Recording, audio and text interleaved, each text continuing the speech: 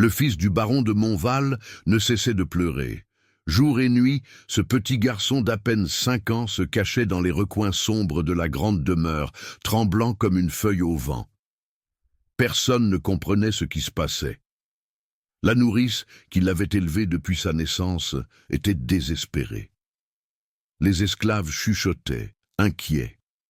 Et le baron Étienne lui-même, homme puissant et redouté dans toute la vallée du Rhône, voyait son unique fils dépérir sous ses yeux, sans pouvoir rien faire.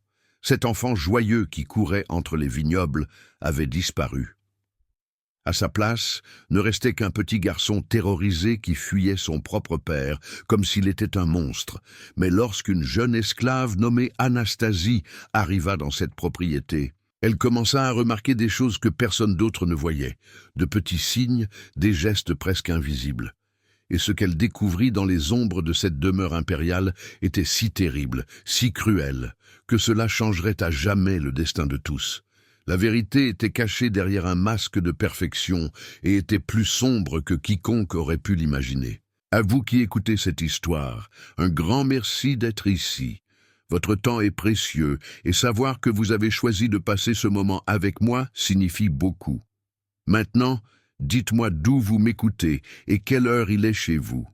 Je lis vraiment les commentaires et j'adore découvrir jusqu'où ces histoires parviennent. N'oubliez pas non plus de laisser votre j'aime et votre commentaire. Chaque j'aime, chaque mot écrit est la meilleure façon de soutenir un travail fait avec soin, dévouement et respect pour vous. Votre commentaire ne passe pas inaperçu. C'est lui qui me donne de la force, inspire de nouvelles histoires et me motive à continuer à apporter des contenus toujours meilleurs. Le domaine de Montval était connu dans toute la vallée du Rhône, comme l'une des propriétés les plus prospères de l'Empire. Nous étions en 1863, et les vignobles du baron Étienne de Montval produisaient les crus les plus convoités qui partaient pour Bordeaux et de là pour l'Europe. Mais en cette fin de printemps, quelque chose n'allait profondément pas dans cette maison. Le baron Étienne était un homme différent de la plupart des propriétaires d'esclaves. Grand, aux épaules larges et aux mains calleuses, il travaillait aux côtés de ces hommes dans les vignobles. Il avait la réputation d'être juste, bien que sévère lorsque nécessaire. À 38 ans, il avait bâti sa fortune grâce à un travail acharné. Il s'était marié à Madame Solange, fille d'une famille parisienne traditionnelle, et avait eu un fils unique, Joachim, un enfant de 5 ans qui était la lumière de sa vie. Joachim avait toujours été un enfant spécial. Ses yeux marrons brillaient de curiosité, et il avait l'habitude de poser 1000 questions sur tout. Il se levait avec le soleil et courait sur la véranda en bois du château, poursuivant les poules, riant aux histoires que les esclaves racontaient pendant qu'il travaillait. Il n'avait pas peur de mettre les mains dans la terre. Il adorait les chevaux, demandait à aider à la récolte, même s'il était si petit. Le baron voyait en son fils non seulement un héritier, mais un compagnon, quelqu'un qui un jour poursuivrait son héritage avec le même amour pour la terre. Mais il y a 3 mois, quelque chose avait changé, et changé de manière si soudaine que cela laissait tout le monde perplexe. Tout a commencé par des cauchemars. Joachim se réveillait au milieu de la nuit en criant, en sueur froide, disant des choses confuses sur des monstres et des ombres. Au début, tante Rose, la nourrice qu'il avait élevée depuis qu'il était bébé, pensa que c'était juste de mauvais rêves d'enfant. Elle préparait des tisanes calmantes, chantait des berceuses, laissait une bougie allumée dans la chambre, mais les cauchemars ne passaient pas. Au contraire, ils empiraient. Puis, Joachim commença à s'isoler. Il cessa de jouer dans la cour avec les autres enfants, arrêta de courir dans les vignobles. Quand quelqu'un s'approchait, il reculait, recroquevillant son petit corps comme s'il s'attendait à être frappé. Ses yeux avaient perdu leur éclat. Il mangeait de moins en moins, devenant maigre et pâle, et il pleurait. Il pleurait tant qu'il restait parfois sans voix, sanglotant juste en silence, les genoux serrés contre lui. Le docteur Martin vint du village 3 fois, examina le garçon de haut en bas, chercha fièvre, inflammation, ver. Il ne trouva rien. Le corps était parfait. Ce doit être quelque chose de l'âme, dit le médecin en secouant la tête. Parfois les enfants deviennent mélancoliques sans raison apparente. Avec le temps, ça passe, mais ça ne passait pas. Ce qui angoissait le plus le baron Étienne, c'est que Joachim avait commencé à le fuir, lui, son propre père. Chaque fois que le baron revenait des vignobles et tentait d'embrasser son fils, le garçon reculait, terrorisé, et courait se cacher. C'était comme si quelque chose avait complètement détruit la confiance qui existait entre eux. Et le baron ne comprenait pas, il ne comprenait rien. Il se mit à observer son fils de loin, le cœur se brisant un peu plus chaque jour. Il le voyait se cacher derrière les rideaux de velours du salon. Il le voyait tressaillir en entendant des pas s'approcher. Il voyait ses cernes profonds, ses petites mains toujours tremblantes. Il voyait son fils mourir de l'intérieur et ne savait pas pourquoi. Tante Rose était à bout. La vieille nourrice avait elle-même élevé le baron Étienne quand il était enfant et voyait maintenant son petit-fils d'adoption dépérir sans pouvoir l'aider. Elle tentait tout, racontait des histoires, offrait des confitures de coin que Joachim adorait, récitait des chapelets. Elle allumait des cierges à Notre-Dame. Rien ne fonctionnait. Le garçon était de plus en plus perdu en lui-même. La baronne Solange semblait tout aussi affligée. On la voyait prier dans la chapelle du domaine pendant des heures, à genoux sur les pierres froides, les grains du chapelet glissant entre ses doigts pâles. Elle faisait venir des prêtres pour bénir la maison. Elle allumait des cierges pour tous les saints, pleurait délicatement dans les coins, essuyant ses larmes avec des mouchoirs en fine dentelle. « Mon pauvre enfant, disait-elle d'une voix étranglée, mon pauvre petit ange, que t'arrive-t-il » Aux yeux de tous, elle était l'image parfaite de la mère, dévouée et préoccupée, élégante dans ses robes de soie sombre, les cheveux toujours impeccablement relevés, la posture droite, comme l'exigeaient les bonnes manières de la société impériale. Elle venait d'une famille traditionnelle. Elle avait été élevée dans un couvent à Paris. Elle connaissait le français et le piano. Elle était respectée par les autres dames de la région comme un modèle de vertu et de raffinement, mais il y avait quelque chose dans ses yeux, quelque chose que tante Rose captait parfois lorsque la baronne ne savait pas qu'elle était observée. Un éclat dur, froid, qui disparaissait rapidement dès que quelqu'un la regardait directement. La vieille nourrice ne pouvait pas l'expliquer, mais elle ressentait un étrange malaise chaque fois qu'elle voyait la baronne seule avec Joachim. C'est dans ce scénario de désespoir et de mystère qu'arriva au domaine de Montval un nouveau groupe d'esclaves achetés aux enchères en ville. Ils venaient des Antilles françaises.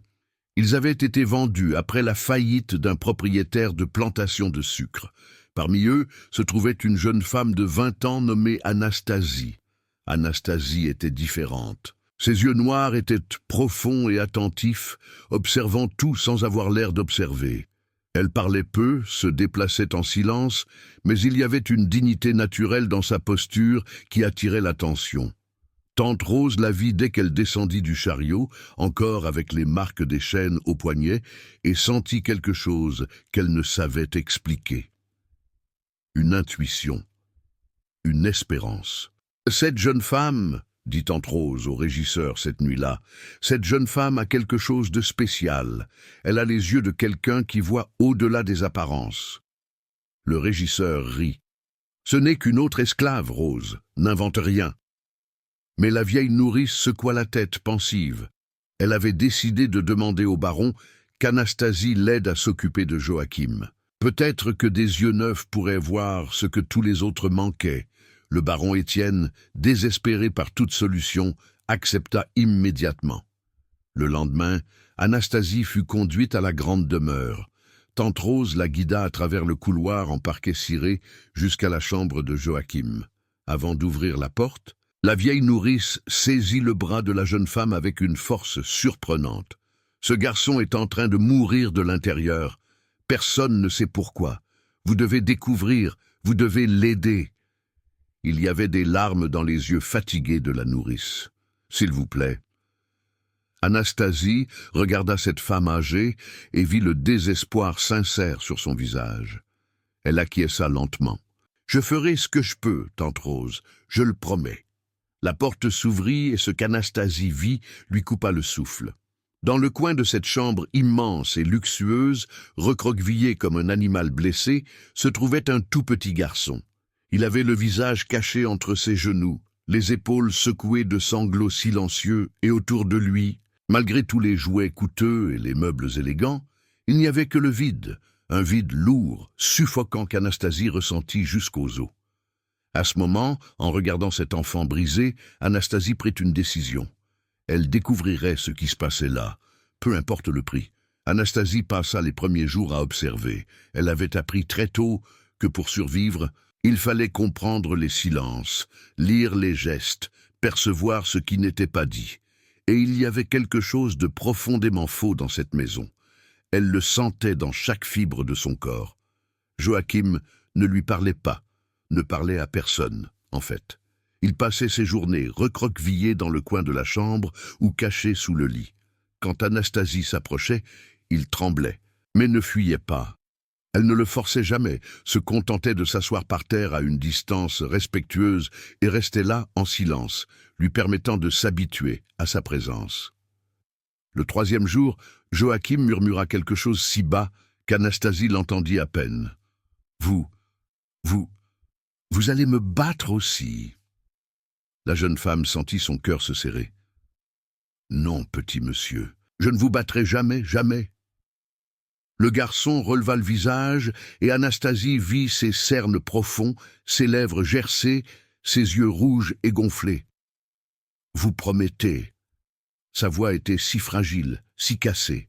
« Je le promets. » C'est alors qu'Anastasie commença à voir les signes, de petites choses que tous les autres ignoraient parce qu'ils ne voulaient pas croire ce qu'ils voyaient. Des marques violettes sur les bras de Joachim, toujours couvertes par les manches longues de sa chemise. Une égratignure au cou que la baronne expliquait comme le résultat d'une chute. La façon dont le garçon tressaillait violemment chaque fois qu'il entendait le froufrou de jupe de soie s'approcher. Et il y avait autre chose. Joachim répétait des phrases étranges, comme des mantras qu'il ne pouvait pas arrêter de dire. « Papa ne m'aime pas. Papa est un menteur. Je suis un mauvais garçon. Je le mérite. » Toujours les mêmes mots prononcés d'une petite voix mécanique, comme si quelqu'un les avait gravés dans son esprit avec un fer rouge. Anastasie commença à observer la baronne Solange plus attentivement.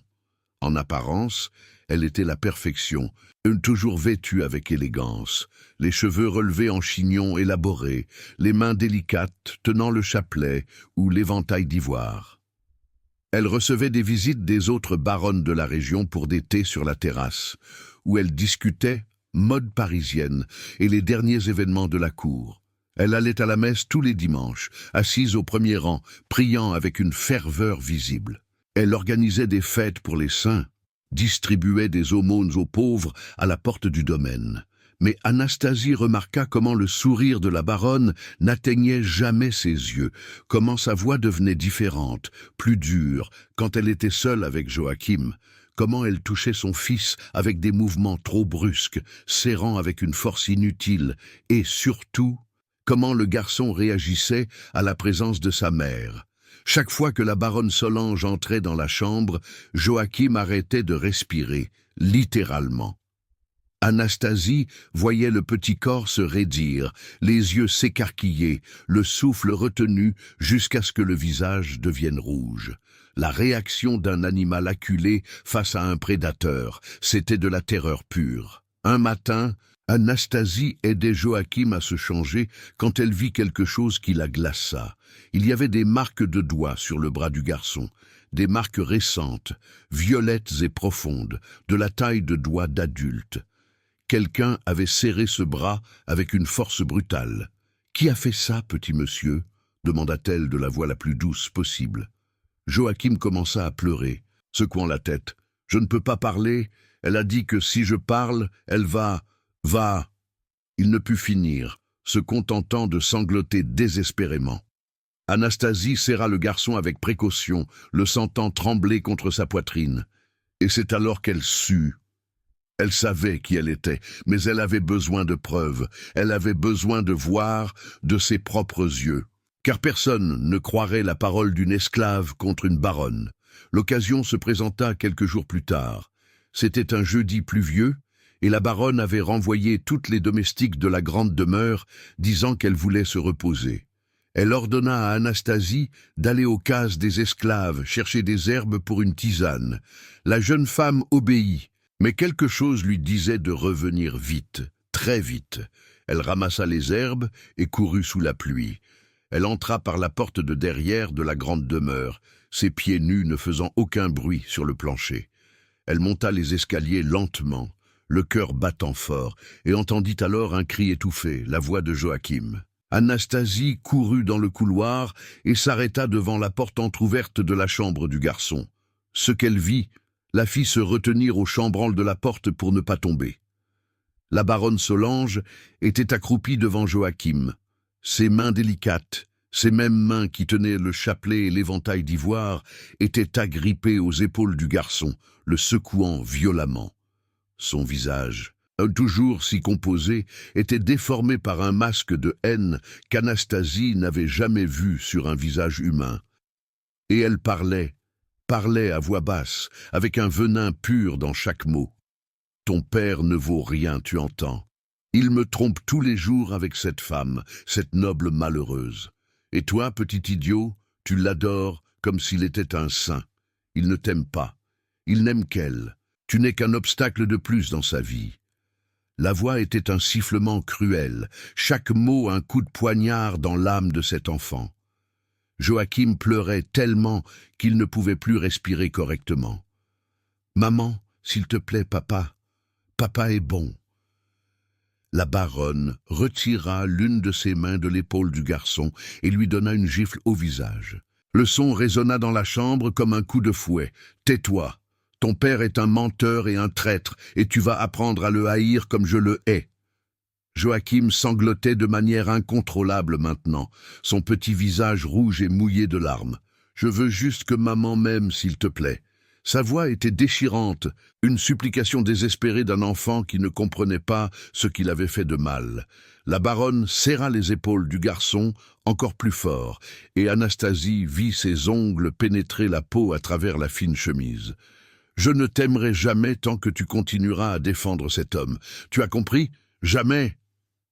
Et puis elle fit quelque chose d'encore pire. Elle prit le visage de Joachim entre ses mains et l'obligea à la regarder dans les yeux. « Si tu racontes à quelqu'un nos conversations, je dirai à tout le monde que tu es fou.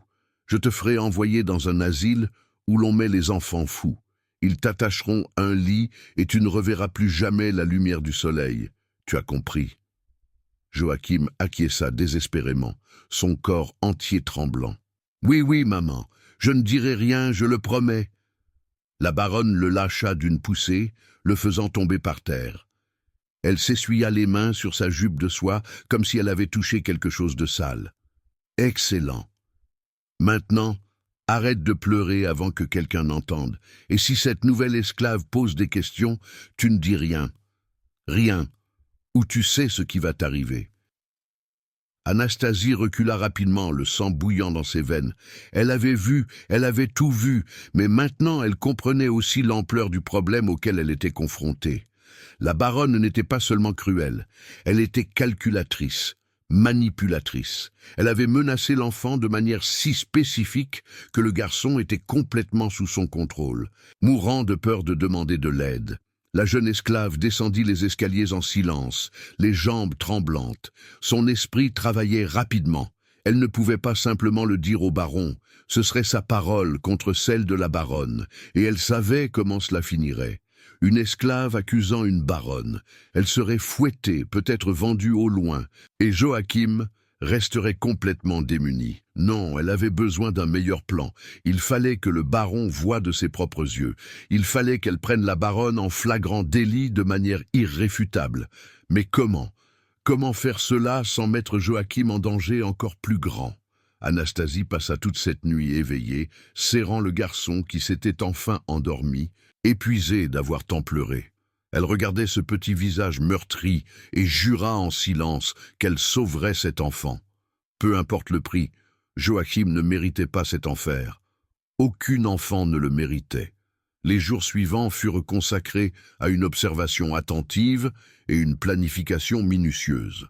Anastasie savait qu'elle n'aurait qu'une seule chance et qu'en cas d'échec, les conséquences seraient terribles, non seulement pour elle, mais surtout pour Joachim. La baronne était trop intelligente, trop contrôlée. Il faudrait quelque chose d'irréfutable pour la faire tomber. Anastasie commença à mieux comprendre la situation. En discutant discrètement avec Tante Rose et d'autres esclaves plus anciens, elle découvrit que la baronne avait changé radicalement ces derniers mois. Tout commença lorsque le baron Étienne commença à faire des voyages fréquents dans une propriété voisine, appartenant à un vieil ami nommé Rodolphe. L'homme était gravement malade, alité depuis plus d'1 an, et le baron lui rendait visite chaque fois qu'il le pouvait. Le maître et monsieur Rodolphe étaient comme des frères, raconta Tante Rose en brodant sur la véranda. Ils ont grandi ensemble, étudié ensemble. Quand monsieur Rodolphe est tombé malade, le maître a été dévasté. Il y va toutes les semaines. Parfois, il apporte des médicaments chers de la ville, aide avec de l'argent, car la famille est en difficulté. La vieille nourrice soupira. Mais Solange ne croit pas à cela. Elle pense qu'il y a une autre femme impliquée. « Et y en a-t-il » demanda Anastasie à voix basse. Tante Rose secoua la tête avec fermeté. « Il n'y a rien. La seule femme dans cette maison est mademoiselle Amélie, la fille de monsieur Rodolphe, une bonne jeune femme, sérieuse, qui s'occupe de son père malade. Elle vient parfois ici apporter des nouvelles quand le maître ne peut pas y aller, ou chercher de l'argent qu'il envoie pour aider. Mais il n'y a rien de mal à cela. Mademoiselle Amélie est pratiquement la sœur du maître. Il la connaît depuis sa naissance. » Mais la baronne Solange avait construit une fantaisie différente dans sa propre tête. Une fantaisie alimentée par une jalousie maladive et une insécurité. Et elle utilisait son propre fils comme une arme pour blesser son mari, détruisant un enfant innocent dans le processus. Anastasie devait faire en sorte que le baron voie la vérité. Mais comment ? Elle observa la routine de la baronne pendant des jours. La femme était méticuleuse. Elle ne se permettait d'être cruelle avec Joachim que lorsqu'elle était absolument certaine d'être seule avec lui. Et il y avait toujours une excuse prête au cas où quelqu'un remarquerait les marques. Il est tombé, il s'est cogné à la porte, il jouait et s'est blessé. Elle était trop prudente pour être prise facilement. Puis Joachim, sans le savoir, donna à Anastasie l'information dont elle avait besoin. Une nuit, alors qu'elle le berçait pour l'endormir, le garçon murmura d'une voix tremblante. « Mardi est le pire jour. » Anastasie lui caressa les cheveux. « Pourquoi, petit monsieur ?» Joachim déglutit. « Parce que papa va rendre visite à oncle Rodolphe. Il part tôt et revient l'après-midi. » « Et maman ?»« Maman est très en colère ces jours-là. Elle dit que papa est allé voir sa femme et puis elle vient ici. » Le cœur d'Anastasie s'emballa. Mardi. C'était dans 2 jours. Ce serait son opportunité. Mais il fallait faire revenir le baron plus tôt sans que la baronne ne le sache.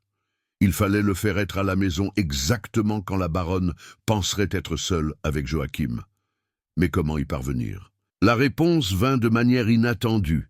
Le lundi, Anastasie entendit le baron converser avec le régisseur dans la cour. « Demain, je rendrai visite à Rodolphe. Je ne devrais revenir qu'au crépuscule, comme toujours. » Le régisseur acquiesça. « Oui, monsieur. Vous voulez que je prépare quelque chose à emporter ?» Le baron réfléchit un instant. « Oui, préparez un panier de nourriture et de médicaments, qu'il soit prêt avant l'aube. » Anastasie eut une idée risquée, très risquée. Mais c'était la seule chance. Cette nuit-là, quand tout le monde dormait, elle descendit aux écuries.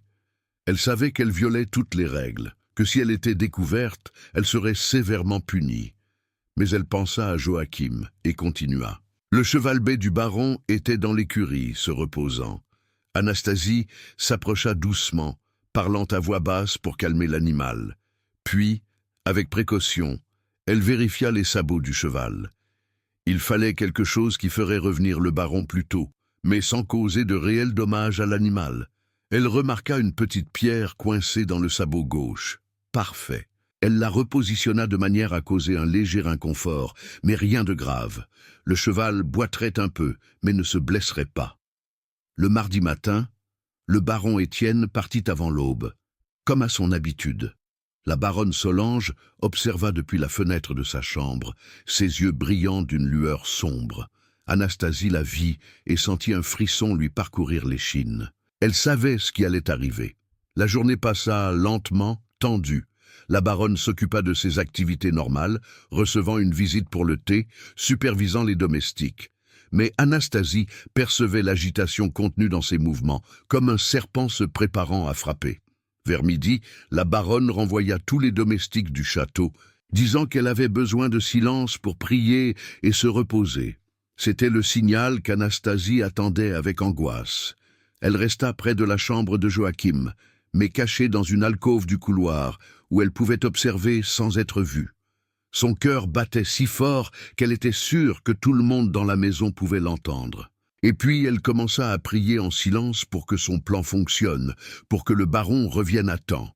La baronne entra dans la chambre de Joachim et referma la porte. Anastasie entendit la clé tourner dans la serrure. Son sang se glaça. Elle s'approcha silencieusement, collant son oreille à la porte, et entendit alors la voix de la baronne, basse et venimeuse. « Ton père est encore allé retrouver son amante, Joachim. Il me méprise.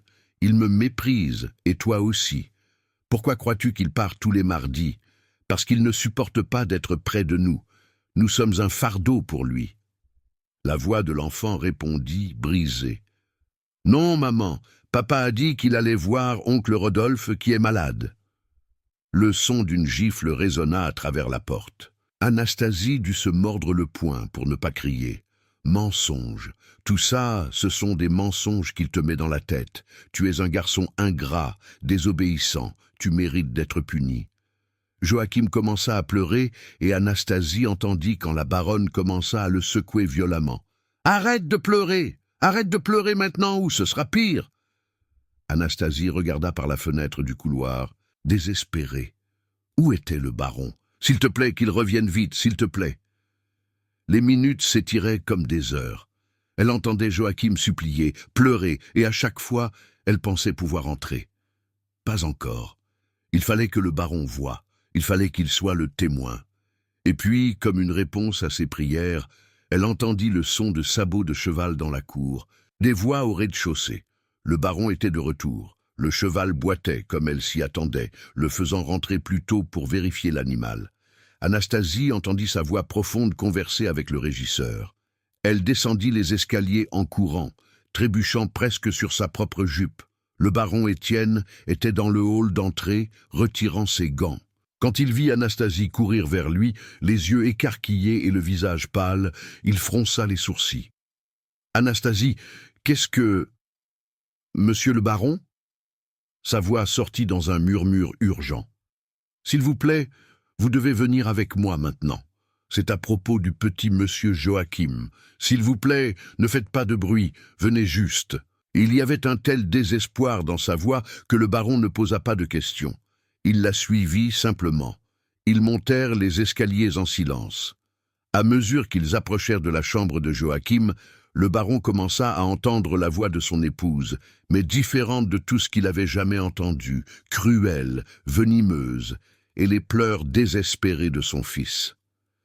Anastasie désigna la porte. Le baron s'approcha, son visage devenant de plus en plus pâle, et puis il entendit clairement. « Ton père est un traître, un menteur. Il ne t'aime pas, il ne t'a jamais aimé. Tu es une erreur, Joachim, un poids qu'il doit porter. » La main du baron Étienne alla jusqu'à la poignée. Elle était verrouillée. Sans hésiter, il recula et donna un coup de pied à la porte de toute sa force, brisant la serrure. La porte s'ouvrit en grand avec un fracas, et là, devant ses yeux, se trouvait la scène qui allait tout changer. La baronne Solange tenait Joachim par les bras, serrant avec tant de force que ses doigts laissaient des marques blanches sur la peau du garçon. Son visage était déformé par la haine, complètement méconnaissable. Et Joachim, son petit Joachim, pleurait désespérément, son petit visage rouge et gonflé, la lèvre ensanglantée là où elle l'avait frappé. Le silence qui suivit fut absolu. La baronne lâcha Joachim immédiatement, le masque d'horreur remplaçant l'expression de cruauté à une vitesse impressionnante. « Étienne, tu es revenu tôt, j'étais juste, le garçon faisait une crise et je… » Mais il était trop tard.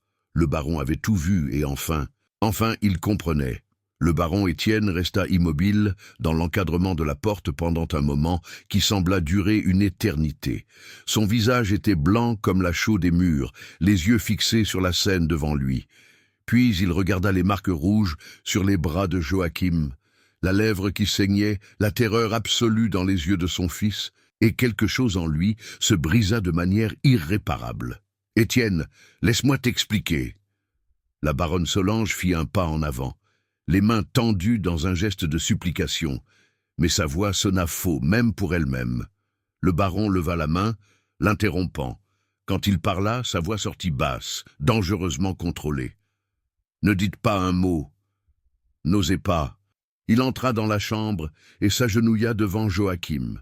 Le garçon recula instinctivement, tremblant, et cela fut comme une lame dans le cœur du père. « Joachim, dit-il d'une voix étranglée, combien de temps? Depuis combien de temps votre mère vous fait-elle ça ?» Le garçon regarda la baronne, terrifié, toujours effrayé de parler. Mais alors il regarda Anastasie, qui était à la porte, et trouva du courage. Depuis que papa a commencé à visiter oncle Rodolphe, tous les mardis et d'autres jours aussi. Le baron Étienne ferma les yeux, respirant profondément. 3 mois. Pendant 3 mois, son fils avait été torturé, et il ne l'avait pas remarqué. Que vous disait-elle? Joachim déglutit, les mots sortant entrecoupés de sanglots. Que monsieur ne m'aime pas, que monsieur la trompe, que monsieur n'aime que cette femme, que je suis mauvais et que je mérite d'être puni. Elle disait que si je le racontais à quelqu'un, elle m'enverrait dans un endroit où on attache les mauvais enfants. La voix du baron trembla. Elle vous battait? Joachim sentit les larmes couler sur son visage meurtri. Tous les mardis et d'autres jours, quand elle était très en colère, elle disait que c'était de ma faute, que si j'étais un bon garçon et que je vous haïssais comme elle le disait, elle arrêterait. Le garçon commença à pleurer plus fort. « Mais je n'arrive pas à vous haïr, papa. J'ai essayé parce que je voulais qu'elle arrête, mais je n'y arrive pas. Pardon, papa, pardon. » Le baron Étienne tira son fils dans ses bras finalement, et Joachim s'accrocha à lui désespérément, comme un naufragé s'accroche à un morceau de bois. Le grand homme pleurait ouvertement maintenant, étreignant cet enfant brisé. « Tu n'as pas à t'excuser de quoi que ce soit, mon fils. Rien de tout cela n'est de ta faute. Rien. » Puis il se leva, tenant toujours Joachim, et se tourna vers la baronne. Ce qu'elle vit dans les yeux de son mari la fit reculer jusqu'à heurter le mur. Ce n'était pas seulement de la colère, c'était quelque chose de beaucoup plus profond. C'était du dégoût. « Solange, dit-il, et le nom sonna comme une malédiction. Vous avez torturé notre fils, un enfant de 5 ans. Vous l'avez utilisé comme une arme pour me blesser à cause d'une jalousie qui n'existe que dans votre tête malade. » La baronne tenta de retrouver son calme. « Malade. Je sais ce qui se passe, Étienne. Vous et cette Amélie, toute la société en parle déjà. Vous m'humiliez tous les mardis quand vous allez la rencontrer. » Sa voix monta, hystérique. « Je suis votre épouse. Je mérite le respect. Et si j'ai dû utiliser des méthodes sévères pour que Joachim comprenne la vérité sur son père, c'est parce que vous m'y avez forcé. » Le baron laissa échapper un rire amer, sans aucun humour. « Méthode sévère. Vous appelez cela des méthodes sévères. Vous avez battu un enfant, détruit l'esprit de notre fils. Et pourquoi? Pour un mensonge que vous avez vous-même inventé. » Il fit un pas vers elle, et la baronne se recroquevilla. « Rodolphe est en train de mourir, Solange. Mon meilleur ami depuis l'enfance est en train de mourir, et je vais lui rendre visite parce que je ne peux pas l'abandonner maintenant. Amélie est comme une sœur pour moi, je l'ai vue grandir, J'aide la famille parce qu'il traverse des difficultés terribles depuis que Rodolphe est tombé malade. C'est tout. Il n'y a jamais eu rien d'autre. » La baronne ouvrit la bouche, mais aucun son n'en sortit. Pour la première fois, une ombre de doute traversa son visage. « Mais les gens commentent. » Le baron secoua la tête, la voix chargée de mépris. « Et vous avez préféré croire au commérage des salons plutôt qu'à votre propre mari. Vous avez préféré détruire votre fils plutôt que de me demander directement. Vous ne protégiez pas notre famille, Solange. Vous nourrissiez votre propre venin. » Il se tourna vers Anastasie, qui était toujours à la porte, et son expression changea complètement. « Vous, dit-il, la voix pleine d'émotion, vous avez découvert tout cela. Comment ?» Anastasie baissa les yeux. « J'ai observé, monsieur le baron. J'ai vu les signes que personne d'autre ne voulait voir. J'ai vu les marques. J'ai entendu les choses que le petit monsieur Joachim répétait. Et un jour, j'ai été témoin d'une scène terrible.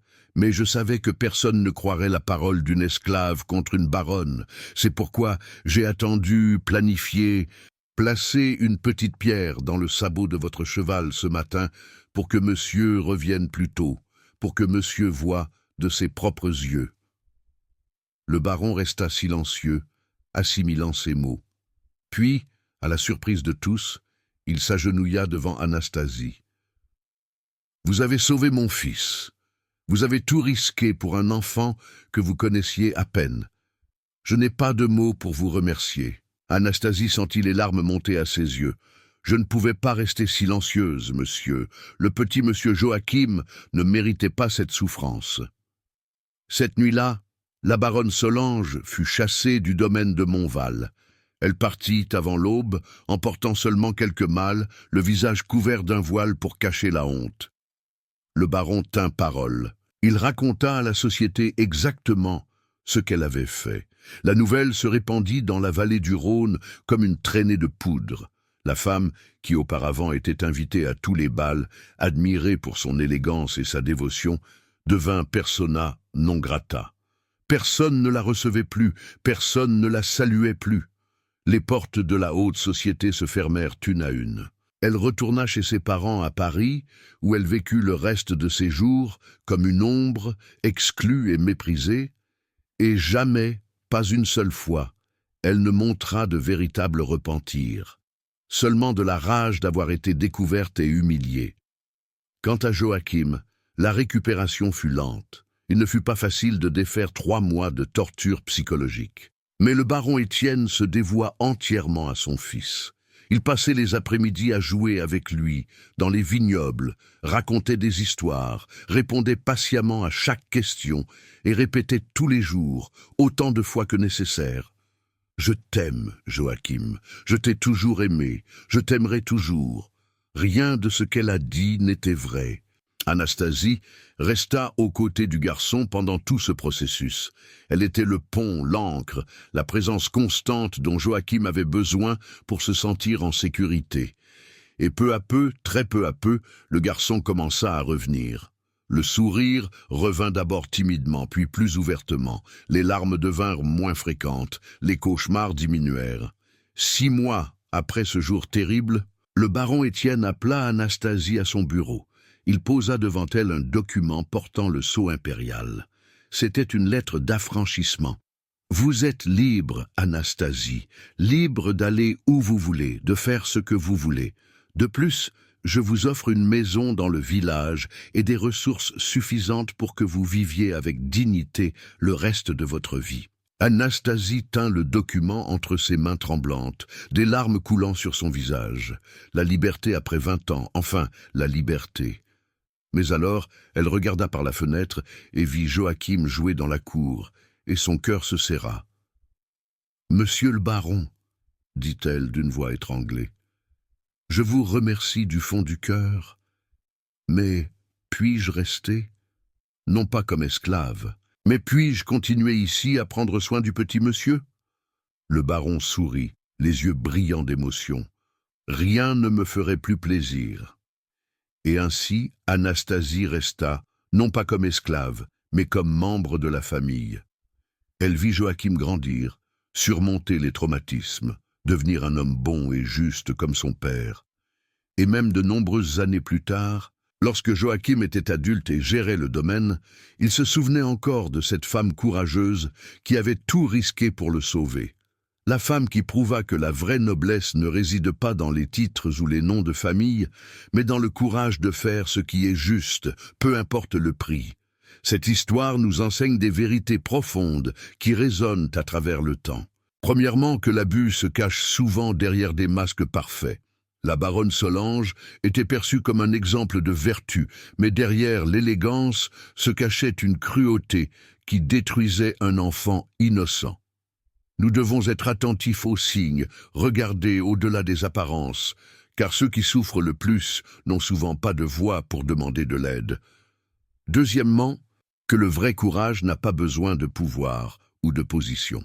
Anastasie n'avait rien, ni liberté, ni droit, ni voix dans la société, mais elle avait quelque chose de beaucoup plus précieux, un cœur compatissant et le courage de tout risquer pour un enfant qui souffrait. Elle nous enseigne que chacun de nous, aussi petit ou insignifiant que nous nous sentions, a le pouvoir de changer une vie lorsque nous choisissons d'agir. Troisièmement, que la jalousie et l'orgueil blessé peuvent transformer même une mère en monstre. La baronne Solange n'est pas née cruelle. Elle est devenue cruelle en nourrissant la paranoïa et en utilisant un enfant innocent comme une arme dans sa guerre imaginaire. Ces actions nous rappellent le danger de laisser les émotions négatives contrôler nos vies, et enfin que la justice peut prendre du temps, mais elle arrive finalement. Solange a tout perdu. Famille, position, respect. Joachim a trouvé la guérison et l'amour. Anastasie a conquis non seulement la liberté, mais quelque chose de bien plus grand. La dignité, la reconnaissance et une place où elle était vraiment valorisée. Le bien a triomphé parce que quelqu'un a eu le courage d'élever la voix, même quand le silence semblait plus sûr. La vraie noblesse n'est pas dans le sang, mais dans le caractère. Et la plus grande victoire n'est pas sur les autres, mais sur notre propre indifférence face à la souffrance d'autrui.